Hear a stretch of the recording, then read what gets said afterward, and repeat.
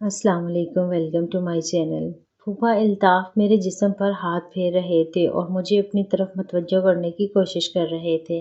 फिर फूफा ने दरवाजे को अंदर से बंद कर लिया। रात काफ़ी गहरी हो चुकी थी। फूफा अल्ताफ़ ने मुझे अपनी बाहों में ले लिया। मैं भी जज्बाती कैफियत में आ गई और इस कुर्बत का जवाब देने लगी। फूफा अल्ताफ़ मुझे प्यार करने लगे और मैं बेखुद सी हो गई। मैं कभी खुद फूफा अल्ताफ़ को दूर करने की कोशिश करती, लेकिन मेरा भी मूड बन चुका था। वो ऊपर आ गए और कहने लगे, ज़िमशा, मैं सच में तुम्हारे साथ ये सब कुछ करके खुश होना चाहता हूँ। फिर फूफा अल्ताफ़ ने अचानक ज़ोर का झटका। मेरा नाम ज़िमशा है। मेरी उम्र उस वक्त 21 साल थी। मेरी नई नई शादी हुई थी और मेरा शौहर हादी मुझे अपनी रिश्तेदारी में ले जाने लगा।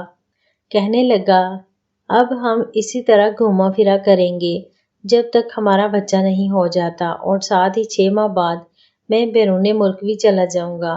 मैंने कहा ठीक है, जैसे आप कहें। मैं अपने शौहर हादी के साथ रिश्तेदारों के घर घूमने फिरने लगी। एक दिन मेरा शौहर हादी मुझे अपनी फूफो जरीना के घर ले गया। उसकी फूफो जरीना बहुत अच्छी थी, यानी मेरी फूफो जरीना मुझसे बहुत प्यार करती थी।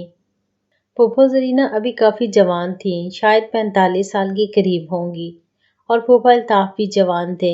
दोनों की जोड़ी बहुत खूबसूरत लगती थी। जब मैं उनके घर गई तो फूफो जरीना ने मुझे बहुत प्यार दिया। मैं फूफो जरीना के घर 4 दिन ही रही। फूफा अल्ताफ़ भी मुझसे बहुत मोहब्बत और शफ़क़त से पेश आते थे। कहने लगे, ज़िमशा, मैं भी तुम जैसी बहू लाऊंगा। तुम बहुत अच्छी हो। मुझे भी अच्छा लगता था कि वो मुझे इतनी इज्जत दे रहे हैं, लेकिन फूफा अल्ताफ़ के दिल में क्या था मुझे मालूम नहीं था। मेरा शौहर हादी जिस्मानी तौर पर थोड़ा दुबला था और मैं कदरे भरे हुए जिस्म की थी।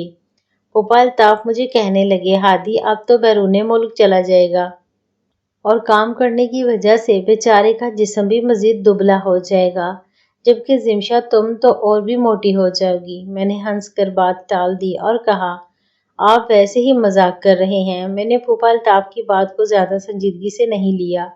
मुझे लगा कि फूफा अल्ताफ़ वैसे ही मजाक कर रहे हैं, और फूफो जरीना भी हंस पड़ी। मेरा शौहर हादी भी करीब बैठा हंसने लगा। हादी ने कहा, ज़िमशा, अब हमें चलना चाहिए। यहाँ आए हुए भी काफ़ी दिन हो गए हैं। फूफो जरीना कहेगी फूफो जरीना कहेगी ये तो दिल लगाकर बैठ ही गए हैं, जाने का नाम ही नहीं लेते। फूफो जरीना कहने लगी, नहीं, मैं ऐसा क्यों कहूँगी। मुझे तो आप लोगों के आने की बहुत खुशी हुई है। आजकल के बच्चे भला फूफो को कहाँ पूछते हैं। कुछ देर बाद हम वापस जाने के लिए तैयार होने लगे। मैं तैयार हुई तो फूफा अल्ताफ़ कहने लगे, ज़िमशा, तुम्हारा ये सूट बहुत खूबसूरत है। तुम पर बहुत जच रहा है। मैंने फिर हंस कर बात टाल दी। फूफो जरीना कहने लगी, तुम्हारे फूफा अल्ताफ़ को मजाक करने की आदत है, बुरा मत मानना। मैंने कहा, नहीं नहीं, मैं क्यों बुरा मानूंगी। मैं कमरे में अकेली बैठी हुई थी और हादी बाथरूम में नहाने गया हुआ था, जबकि फूफो जरीना बाहर बावर्ची खाने में काम कर रही थी। फूफा अल्ताफ़ कमरे में आए और कहने लगे, ज़िमशा, खड़ी हो जाओ, मैं देखूं कि तुम हादी से ज्यादा लंबी लगती हो या नहीं। मुझे लगता है कि जूती पहनकर तो तुम उससे भी ज्यादा लंबी लगती होगी। मैं हंसकर वैसे ही खड़ी हो गई। फूफा अल्ताफ़ कहने लगे, तुम तो कमाल हो। मैं कितना लंबा हूँ और तुम तो मेरे बराबर हो। हादी भी कितना जवान है। फिर उन्होंने मेरे कंधे पर हाथ रख दिया और मैं कुछ हैरान सी हो गई। मैंने कहा, आपने मेरे कंधे पर हाथ क्यों रखा। मैंने आहिस्ता से उनका हाथ हटा दिया। फूफा अल्ताफ़ कहने लगे, तुम तो बहुत डरती हो, मैं कौन सा तुम्हें खा जाऊंगा। मैंने कहा, नहीं नहीं, ऐसी कोई बात नहीं, बस मुझे वैसे ही कुछ अजीब सा लगा। मैं कुछ भी नहीं कह सकती थी क्योंकि वो मेरे ससुराल के रिश्ते में फूफा थे। अगर मैं फूफा से कुछ गलत कहती तो फूफा ये कह सकते थे कि मैं तो तुम्हारे बाप की उम्र का हूँ। फिर उल्टा मुझे ही गलत साबित करने की कोशिश की जा सकती थी। लेकिन जिस तरह फूफा ने मेरे कंधे पर हाथ रखा था, मुझे ये सब बहुत अजीब महसूस हुआ। कुछ देर बाद फूफो जरीना कहने लगी, रोटी खाकर जाइएगा, ऐसे ही भूखे पेट मत जाइएगा। मैंने कहा, ठीक है। हादी भी कमरे में मौजूद था। मैं फूफो जरीना के साथ बावर्ची खाने में उनकी मदद करने चली गई। सबको खाना देने लगी तो मेरे फूफा अल्ताफ़ कहने लगे, ज़िमशा, तुम भी यहाँ मेरे पास बैठकर खाना खा लो। میں نے کہا کوئی بات نہیں، آپ کھائیں، میں بعد میں کھا لوں گی۔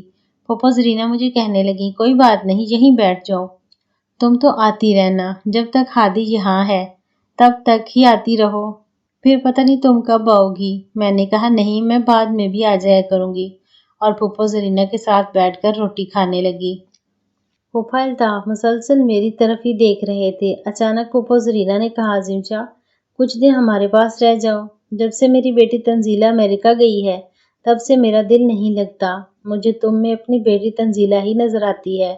میری بیٹی تنزیلہ بھی تمہاری طرح تھی۔ پھوپھا زرینہ کی بیٹی تنزیلہ امریکہ گئی ہوئی تھی، جبکہ ان کا بیٹا ابھی یہیں تھا، وہ اپنے کام پر چلا جاتا تھا۔ ہادی مجھے کہنے لگا عظیم شاہ دیکھ لو، اگر تم یہاں رہنا چاہو تو رہ لو، آخر گھر جا کر ہمیں کوئی کام تو نہیں کرنا۔ پھوپھا زرینہ کے پاس رہو گی تو تمہارا بھی دل لگا رہے گا، میرا بھی کچھ کام ہے، میں وہ کام کر کے پھر تمہیں لینے آ جاؤں گا، میں خود امی کو فون کر دوں گا۔ میں نے کہا ٹھیک ہے۔ میں اپنی چوڑیاں ٹھیک کر رہی تھی جن میں کچھ نگ چمک رہے تھے۔ میرا دل نہیں چاہتا تھا کہ میں ہادی سے دور رہوں، کیونکہ ابھی ہماری شادی کو بمشکل 1 مہینہ ہی ہوا تھا اور کچھ ہی مہینوں بعد ہادی کو بیرون ملک چلے جانا تھا۔ میرا دل چاہتا تھا کہ میں ہادی کے ساتھ ہی رہوں۔ ہادی مجھ سے بہت محبت کرتا تھا اور رات کو ہم دونوں ایک ساتھ سوتے اور ایک دوسرے سے محبت کرتے تھے۔ وہ مجھے بہت خوش رکھتا تھا، ہم تو ساری رات بھی نہیں سو پاتے تھے، اور مجھے اپنے شوہر ہادی کی محبت بہت اچھی لگتی تھی۔ جب ہادی نے بیرون ملک چلے جانا ہے تو اکیلا ہی رہنا ہے، یہ سوچ کر ہی مجھے اداسی ہوتی، لیکن سب کے کہنے پر مجھے پھوپھا زرینہ کے پاس رکنا پڑا۔ ہادی بھی گاڑی لے کر کہیں چلا گیا، کہنے لگا میں کل یا پرسوں تک تمہیں لینے آ جاؤں گا۔ میں نے کہا ٹھیک ہے۔ ہادی چلا گیا تھا۔ پھوپھا الطاف کے چہرے پر ایک عجیب سی شیطانی مسکراہٹ تھی۔ پھوپھا الطاف مجھے کہنے لگا عظیم شاہ اگر ہادی کے بغیر تمہارا دل نہیں لگ رہا تو بتا دینا، میں اسی وقت اسے بلا لوں گا۔ میں نے کہا کوئی بات نہیں اور ہنس کر بات ٹال دی۔ میں کمرے میں لیٹی ہوئی تھی۔ پھوپھا زرینہ کہنے لگی میں ذرا پڑوس میں جا رہی ہوں، میں تھوڑی دیر میں واپس آ جاؤں گی، عظیم شاہ تم ذرا آرام کر لو، اور تمہارے پھوپھا الطاف گھر ہی ہیں۔ میں نے کہا ٹھیک ہے۔ میں کمرے میں لیٹی ہوئی تھی کہ پھوپھا الطاف میرے پاس آ گئے، کہنے لگے چلو عظیم شاہ اپنے میکے کے بارے میں کوئی بات سناؤ۔ میں خاموش رہی۔ میں نے کہا کوئی خاص بات نہیں ہے۔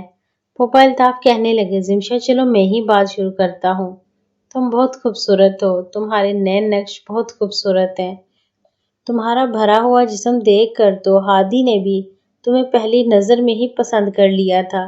میں حیرت سے پھوپھا الطاف کو دیکھ رہی تھی کہ وہ مجھے کس طرح کی نظروں سے دیکھ رہے تھے۔ آج تک کسی مرد نے مجھ سے اس طرح کی بات نہیں کی تھی۔ کچھ دیر بعد میں وہاں سے اٹھ کر باہر آ گئی اور برآمدے میں چلی گئی۔ میں آ کر لیٹ گئی تھی۔ پھوپھا الطاف پھر ایک کرسی لے کر میرے پاس آ کر بیٹھ گئے، کہنے لگے عظیم شاہ کیا ہوا، تمہارا دل نہیں لگ رہا، ہادی کو فون کر دوں؟ میں نے کہا نہیں نہیں، ایسی بھی کوئی بات نہیں، میں تو ویسے ہی یہاں بیٹھی تھی۔ میں اٹھ کر کھڑی ہوئی اور چائے بنانے لگی۔ پھوپھا الطاف کہنے لگے عظیم شاہ اچھی سی چائے بنانا جو ہمیشہ مجھے یاد رہے۔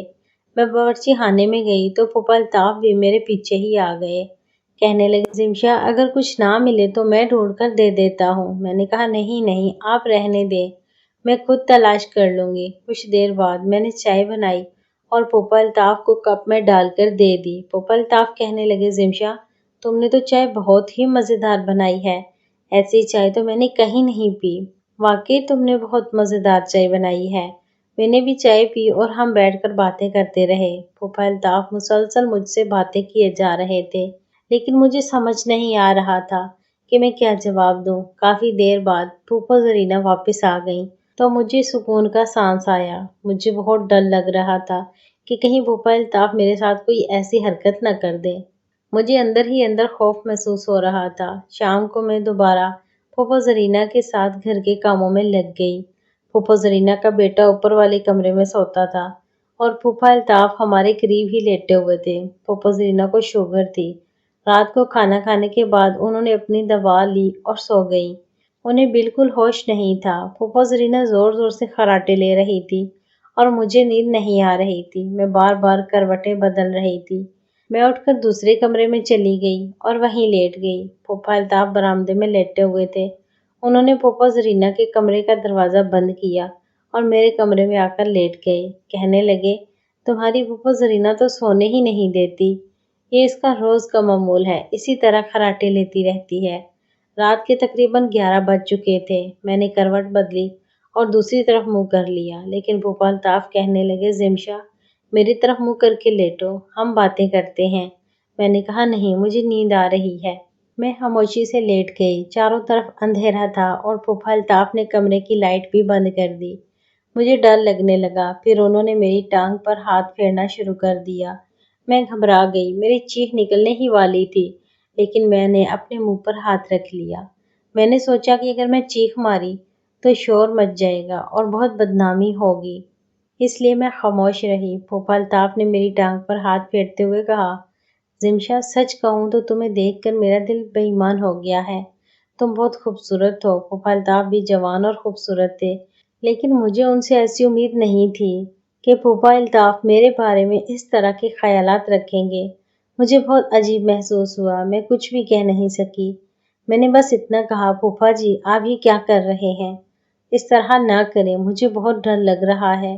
پھوپھا الطاف کہنے لگے، زمشا تمہاری پھوپھا زرینہ تو بیماریوں میں گھری ہوئی ہے، مجھے زرینہ کے ساتھ کوئی خوشی نہیں ملتی، اور تمہیں بھی تو ہادی کے بغیر نیند نہیں آتی۔